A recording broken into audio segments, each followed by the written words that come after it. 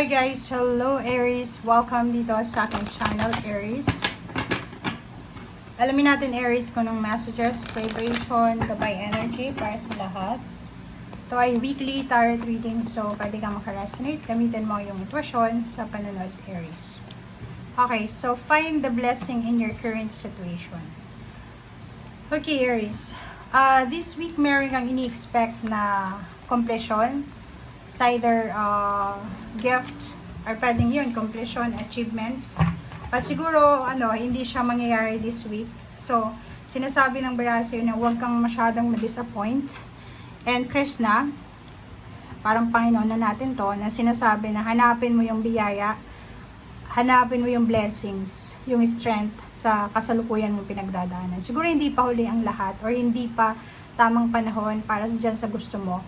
So, kinakailangan mo munang maghintay. Okay? Be patient kasi darating siya sa tamang panahon. Okay, dito sinasabi life lesson in natural beauty and authenticity. So, be yourself. Sa linggong ito, maging totoo ka sa sarili mo. Okay? So, wag kang matempt sa pag-people please or kung ano yung nararamdaman mo, ipakita mo. Ito din is life lesson.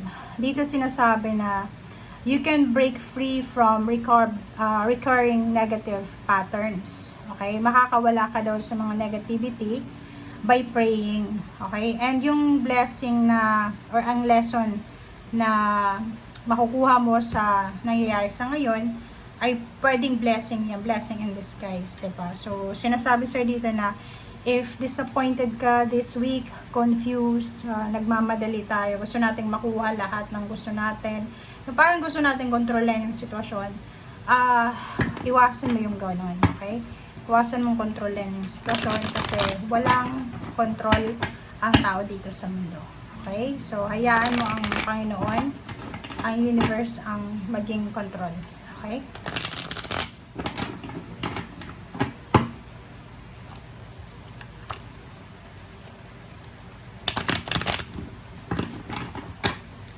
Okay, Aries.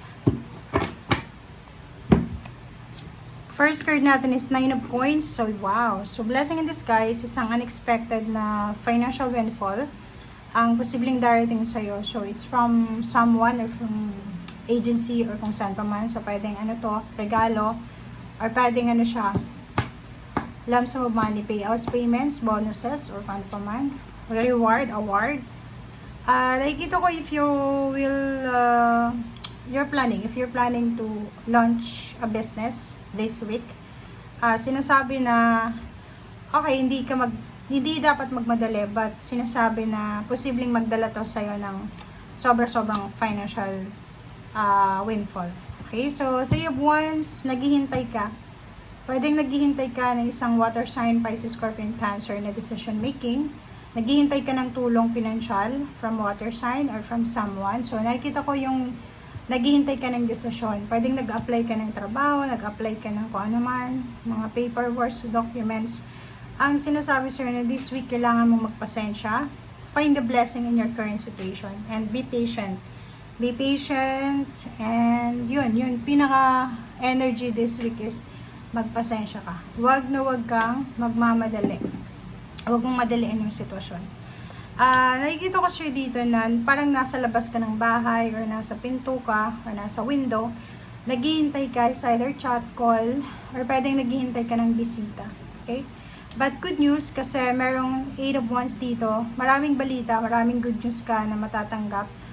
Pwedeng tungkol ito dito sa documents, paper release, or freedom, or pwedeng financial success, financial opening. Basta nakikita ko siya dito na on the way na siya, so kailangan mo lang magpasensya. Yung King of Coins is pwedeng naghihintay ka ng money sa financial windfall, yung malaki talaga, lump sum. And sinasabi sa'yo na konting tiis pa, konting tiis, konting tiyaga pa kasi on the way na siya.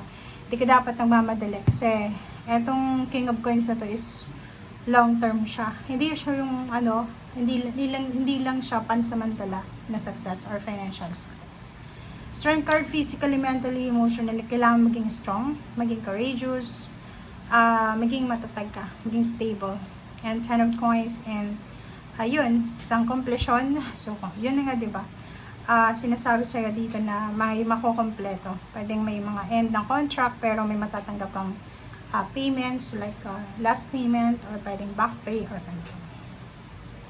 Kita din natin dito yung inheritance. And then meron siya na parang opening. So parang isang portal na mag-open sa'yo na pwedeng magdala sa'yo ng financial success or financial strength. Travel. Pwedeng may magta-travel, pwedeng may lilipat ng bahay, pwedeng meron ditong magbebenta ng sasakyan. Nakikita ko sa'yo dito, makinig ka sa sinasabi ng iyong intuition. Kasi kung ano man tong new beginnings na minamanifest mo or iniisip mo, ay posibleng darating yan.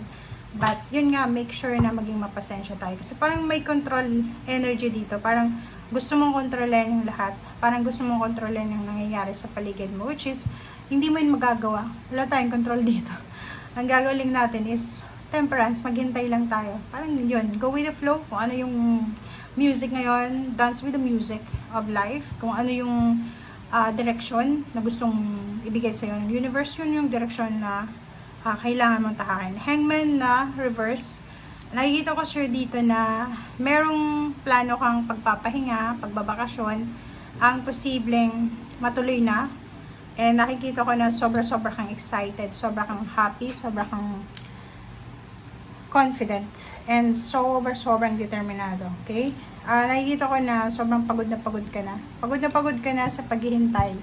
Yun yung nakikita natin dito. Yung parang, di ba pag may hinihintay tayo, tas ang tagal, parang napapagod na tayo. So, parang nawawalan, helpless na, hopeless na, worthless yung pakiramdam. So, nawawalan tayo ng motivation. And nakikita ko sure dito na kung pagod ka, magpahinga ka. Okay? Kasi yun lang yung kailangan mo sa ngayon eh. Huwag mong parang i-compromise yung iyong emotion dahil sa physical na nararamdaman mo. Okay?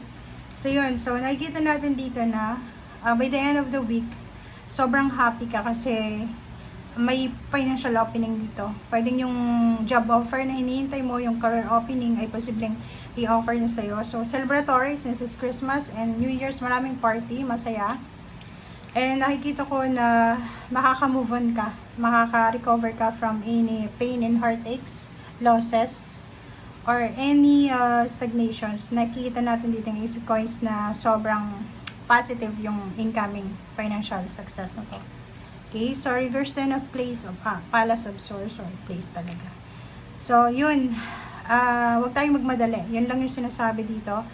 Ano lang, dahan-dahan ka lang sa mga actions mo. Dahan-dahan lang ka lang sa mga bagay-bagay na gusto mong gawin. Kasi baka mangyari ulit yung nakaraan na parang naging obsessed ka, naging aggressive ka, and then nagsisi ka sa bandang huli. So, yun. No lang, slowly but surely. Dahan-dahan lang. Okay? Thank you guys for watching. Ito para sa lahat ng Aries. Maraming salamat, Aries. Bye!